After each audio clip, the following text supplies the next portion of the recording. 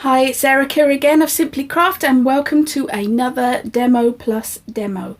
And today I'm going to show you how to make a design from this stamp set from Creative Stamping magazine. These are all the stamps, they're beautiful.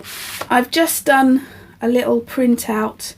I always do this with my stamps, and I print them out and colour them in, and then I use them in a folder with the stamps so I have a reference, so I know what's in each one.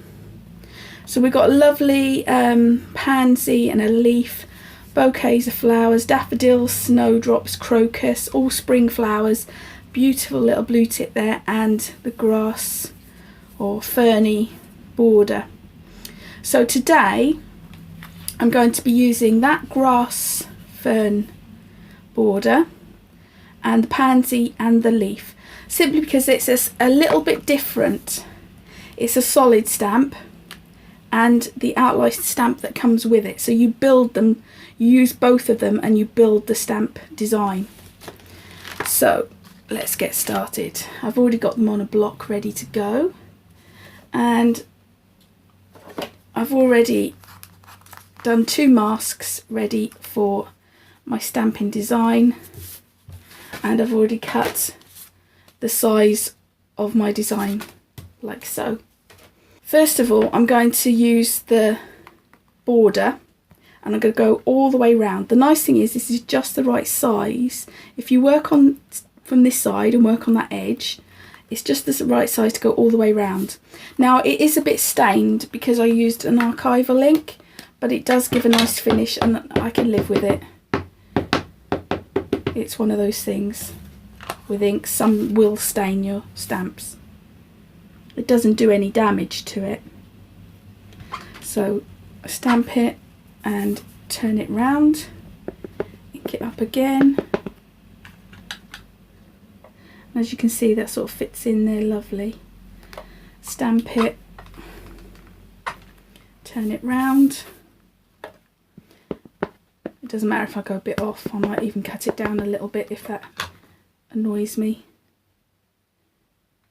Stamp it, turn it round, and then the last one.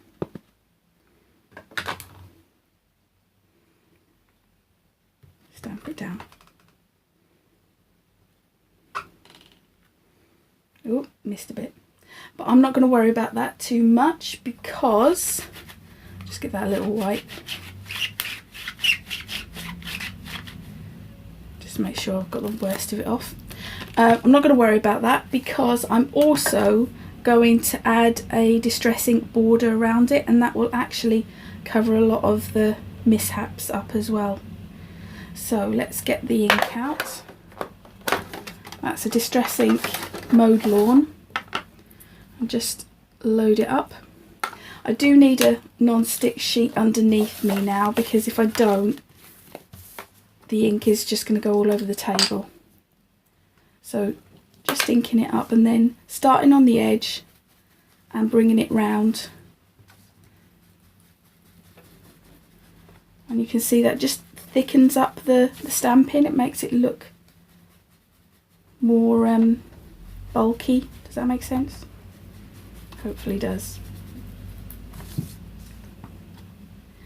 So, like I said, starting and moving round.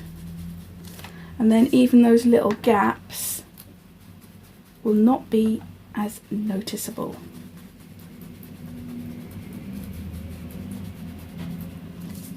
So there we go.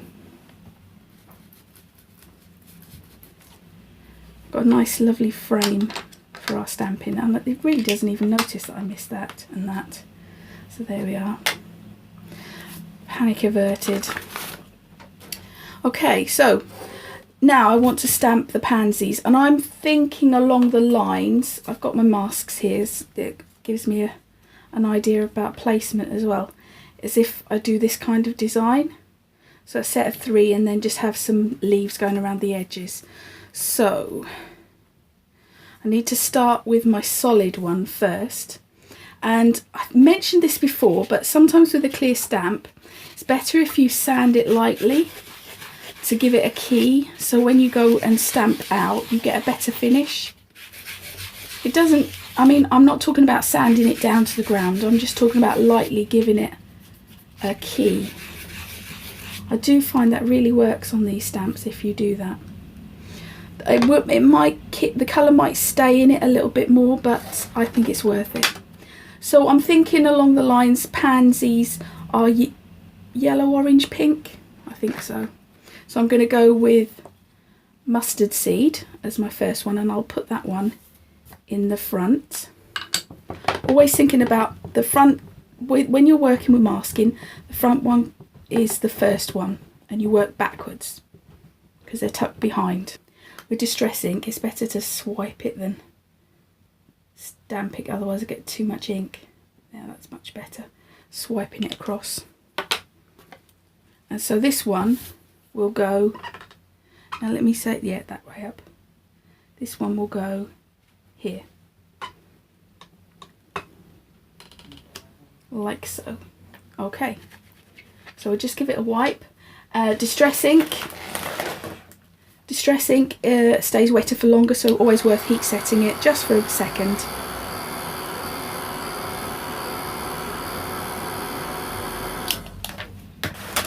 Then I'm just going to put a little bit of Herma on the back of that to cover it up. Have I got it in the right place? Yes. That's it. Now I'm going to do that one there, and I shall do an orange one.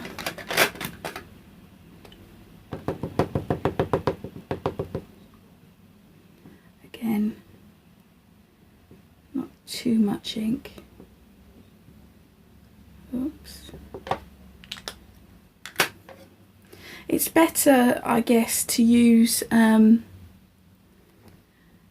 another kind of ink than distress ink. This isn't the best for this kind of stuff, but it's what I've got, so go with what you got, don't you? So stamp that one down and just a little heat set, and then we'll get some Herma on that, and then we've got the last one. Oops, make sure I've got them in the right way. And the last one I'll do in, oh, did I say the last one? That was spice marmalade. And then this one, picked raspberry. So just slightly wipe that because we don't want to mix our colours up. Okay, and like I said, a sort of more of a swipe than a dab, otherwise we end up with too much ink on them. Ooh. Let's see what that looks like. Gives it a mottled effect.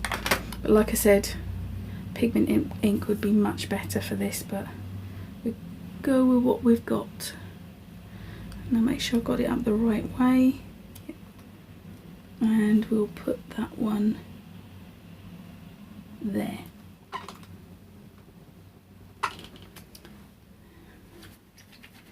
Don't worry if it looks a bit patchy because we've got the second layer to go on. Now this one is the outline, and we're leaving the masks on and then we'll work the other way back. So I'll just quickly heat set that because like I said, oil and water don't mix and archival ink is oily. So archival ink, cobalt, and this will work with for all of them because the blue will mix with the pink to make a purple and mixed with the yellow to make a kind of more of a greeny colour. So it's quite nice, it works on all of them. So we just line this up, kind of. Doesn't have to be perfect. I quite like that it's not perfect as well.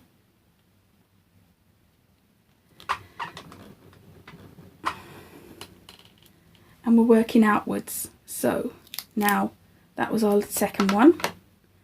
We take that and we line that one up. Not in the way, hopefully.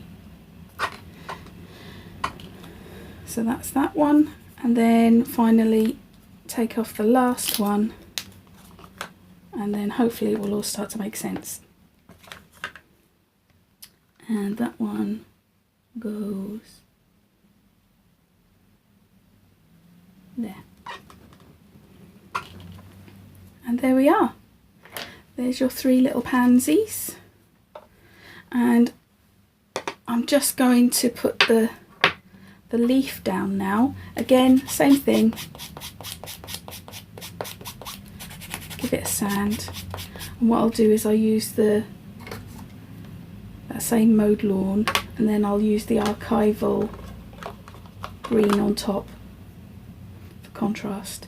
So put some masks on just where we're going to do our leaves, because I've only got 2. I'll just have to move them as I go around. So put a leaf down. I don't think I want hundreds of leaves, just have a few. Oops, well, that's not the end of the world, because what I'll do is I'll just overlap this one. There. That's going to save it. There we are. That worked out. Few. And I'll just pop that there so I can do this one. So I'll swipe it on. There. And there. And we'll just put one up the top. Oh, mask. Always remembering to move the mask. There's nothing worse at last minute realising you've just gone over it. So that's my distress bit done. Then I'm going to use the inner line and the olive archival, and just making sure your masks are in the right place when you do this.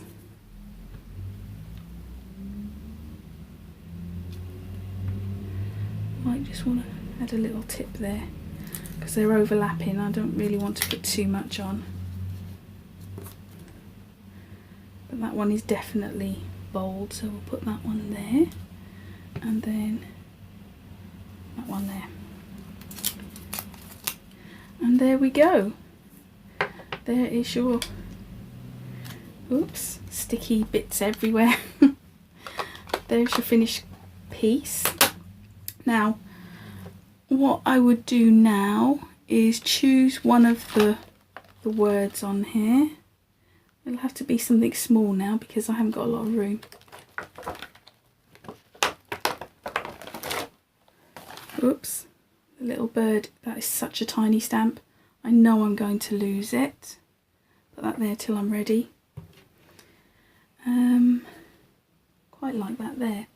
Right, so I'm just going to get something to go into the centres as well. Right, I'm ready to go. So I'm just going to put that message on there, thinking of you. And then just to put in the centres, I'm going to use a little bit of paint. I've got Tangerine Twist here, bit of a tongue twister to say it as well. Squeeze a little bit out, and then either with a ball tool or a tip of paintbrush, gonna put the centres in to pansies and really brings them to life. So there we go. Then I just, oh, I've lost the card. I'll sort it out at the end. And I just mount it onto a card and we are done.